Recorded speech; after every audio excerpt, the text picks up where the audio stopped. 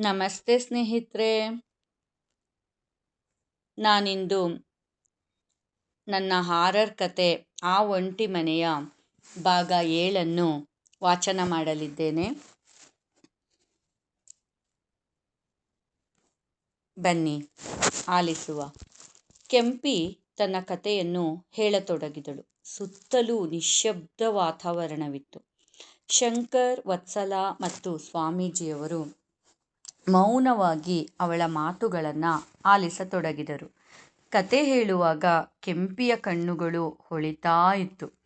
ತನ್ನ ಗತಜೀವನವನ್ನು ನೆನಪಿಸಿಕೊಳ್ಳುವ ಖುಷಿಯಿತ್ತು ಕಣ್ಣಲ್ಲಿ. ಬಹುಶಃ ತನಗೆ ಒಂದು 19ರಿಂದ 20 ವರ್ಷ ಅನಿಸುತ್ತೆ. ಎಷ್ಟು ಸಂತೋಷವಾಗಿದೆ. ನನಗೆ ಚಿಕ್ಕ ವಯಸ್ಸಲ್ಲೇ ಅಪ್ಪ ಅಮ್ಮ ತೀರ್ಕೊಂಡಿದ್ರಿಂದ ಅಜ್ಜಿನೇ ನನ್ನನ್ನು ಸಾಕಿ ಸಲಹಿ ದೊಡ್ಡವಳನ್ನಾಗಿ ಮಾಡಿದರು. ನಾನು ಅಜ್ಜಿ ಇಬ್ಬರೇ. ಪುಟ್ಟ ಮನೆ, ಪ್ರೀತಿಗೆ ಬರವಿರಲಿಲ್ಲ ಮತ್ತು ಯಾವುದೇ ಕೆಲಸ ಇರಲಿಲ್ಲ. ಎಲ್ಲವನ್ನು ಅಜ್ಜಿ ಮಾಡ್ತಿದ್ರು. ನನ್ನನ್ನು ಪ್ರೀತಿಯಿಂದ ಒಬ್ಬಳೇ ಮೊಮ್ಮಗಳು ಅಂತ ತುಂಬ ಮುಚ್ಚಟೆಯಾಗಿ ಬೆಳೆಸಿದ್ರು. ನಾನು ಆರಾಮಾಗಿ ತಿನ್ಕೊಂಡು ಆಡಿಕೊಂಡು ಹಾಡಿಕೊಂಡು ನನ್ನ ಸ್ನೇಹಿತರ ಜೊತೆ ಊರೆಲ್ಲ ಸುತ್ತಕೊಂಡಿರ್ತಿದ್ದೆ. ನನ್ನ SLC ಮುಗ್ದಿತ್ತು. ನಮ್ಮೂರಲ್ಲಿ ಕಾಲೇಜ್ ಇರಲಿಲ್ಲ. ಮುಂದೆ ಓದಬೇಕಂದ್ರೆ ತುಂಬ ದೂರ ಹೋಗಬೇಕಿತ್ತು. ಆದರೆ ಅಜ್ಜಿಗೆ ನನ್ನೊಬ್ಬಳನ್ನೇ ಅಷ್ಟು ದೂರ ಓದಲು ಕಳಿಸಲಿಷ್ಟವಿರಲಿಲ್ಲ.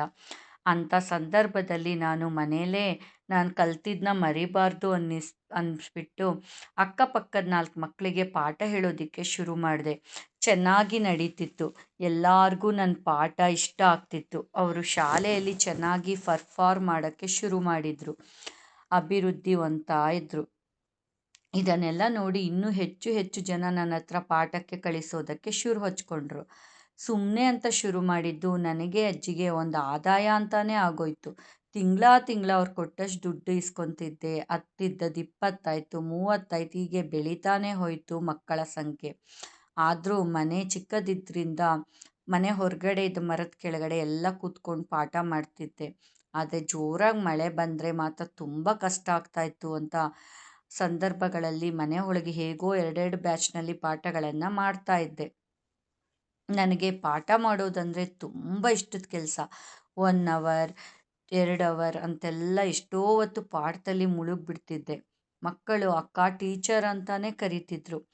ಇಷ್ಟು ಚೆನ್ನಾಗಿದ್ದ ಬಾಳಲ್ಲೇ ಅಜ್ಜಿ ಯಾವಾಗ ನನಗೆ ಮದುವೆ ಮಾಡ್ಬೇಕು ಅಂದ್ಕೊಂಡ್ರೋ ಅಲ್ಲಿಂದ ನನ್ನ ಬದುಕಿನ ಬೆಳಕು ಆರಿ ಭವಿಷ್ಯವೆಲ್ಲ ಕತ್ತಲಾಯಿತು. ಅಜ್ಜಿಗೆ ತಾನು ಸಾಯೋ ಮುಂಚೆ ಪ್ರೀತಿಯ ಮೊಮ್ಮಗಳಿಗೊಂದು ಒಳ್ಳೆ ಕಡೆ ಮದುವೆ ಮಾಡಿಬಿಟ್ಟು ನೆಮ್ಮದಿ ಆಗಬೇಕು, ತನ್ನ ಜವಾಬ್ದಾರಿಯಿಂದ ಮುಕ್ತಳಾಗಬೇಕು ಎಂಬ ಆಸೆ. ಮದುವೆ ಅನ್ನೋದು ಅಷ್ಟು ಇಷ್ಟ ಇರಲಿಲ್ಲ. ಇನ್ನು ನನ್ನ ವಯಸ್ಸು ಕೇವಲ 20. ಓದಬೇಕು ಅನ್ನೋ ಆಸೆ ಇತ್ತು ಮುಂದೆ. ಅದಕ್ಕೆ 4 ಮಕ್ಕಳು ಪಾಠ ಮಾಡ್ತಿರೋದ್ರಿಂದ ಏನೋ ಒಂದು ಸಾಧನೆ ಮಾಡಿದ್ದೀನಿ ಅನ್ನಿಸ್ತಿತ್ತು. ಆದರೆ ಅಜ್ಜಿ ಗಂಡುಗಳನ್ನು ಕರೆಸ್ತೀನಿ, ಮದುವೆ ಮಾಡ್ಕೊ ಎಂದು ಒಂದೇ ಸಮನೆ ವರಾತ ಶುರುವಿಟ್ಟಿದ್ದಳು. ಆದರೆ ಕೆಂಪಿಗೆ ಯಾವುದೇ ಕಾರಣಕ್ಕೆ ತಾನು ಬೇಗ ಮದುವೆ ಆಗೋದಕ್ಕೆ ಮನಸ್ಸೇ ಇರಲಿಲ್ಲ. ಆದರೆ ಅಜ್ಜಿಯ ಕಾಟ ಜಾಸ್ತಿ ಆಗತೊಡಗಿತ್ತು.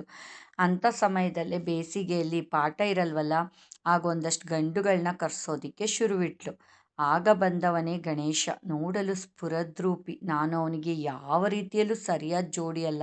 ಅವನು 6 ಅಡಿ ಅಜಾನುಬಾಹು, ಪೊಗದಸ್ತಾದ ಮೀಸೆ, ತೀಡಿ ಬಾಚಿದಂತಹ ಕ್ರಾಪು, ಕಣ್ಣಲ್ಲೇ ತುಂಟತನ. ಅಬ್ಬಬ್ಬ ಸುರಸುಂದರಾಂಗ.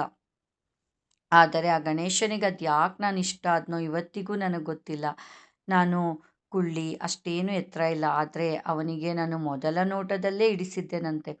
ಹೋಗಿ ತಿಳಿಸ್ತೀನಿ ಅಂತ ಅಂದೆ ತಕ್ಷಣವೇ ಹೊರಗಡೆ ಹೋಗಿ ಮಾತಾಡಿ ಅವ್ರ ಅಪ್ಪ ಅಮ್ಮನನ್ನು ಮದುವೆಗೆ ಒಪ್ಪಿಸ್ಬಿಟ್ಟ. ನಾನು ಮದುವೆ ಆದರೆ ಕೆಂಪಿನೇ, ಇಲ್ಲ ಅಂದರೆ ನಾನು ಮದುವೆನೇ ಆಗಲ್ಲ ಅಂತ. ನನಗೂ ಒಂದು ರೀತಿ ಗಾಬರಿ ಆಗಿತ್ತು. ಅಷ್ಟು ಸುಂದರವಾದ ಹುಡುಗ, ಆದರೆ ಒಂದೇ ನೋಟದಲ್ಲಿ ನನ್ನನ್ನು ಹೇಗೆ ಮೆಚ್ಚಿದ ಅನ್ನೋದು ಅಲ್ಪ ಸ್ವಲ್ಪ ಓದಿದ್ದು ನನಗೆ ಪ್ರಶ್ನೆನೇ ಆಗಿತ್ತು. ಆದರೆ ಇಲ್ಲಿ ಬೇರೆ ಯಾರಿಗೂ ಈ ಪ್ರಶ್ನೆ ಕಾಡಲೇ ಇಲ್ಲ. ಅಜ್ಜಿಗಂತೂ ಆಕಾಶದಲ್ಲಿ ತೇಲ್ತಾ ಇದ್ದೀನಿ ಅನ್ನೋ ಅಂಥ ಅನುಭವ. ತಮ್ಮ ಮಗಳು ದೊಡ್ಡವ್ರ ಮನೆ ಸೇರ್ತಾ ಇದ್ದಾಳೆ, ರಾಣಿ ಆಗಿರ್ತಾಳೆ, ರಾಜ್ಕುಮಾರ್ನಂಥ ಹುಡುಗ ಸಿಕ್ಕಿದ್ದಾನೆ ಅಂತ ಊರೆಲ್ಲ ಡಂಗೂರ ಸಾರ್ಕೊಂಡ್ಲು.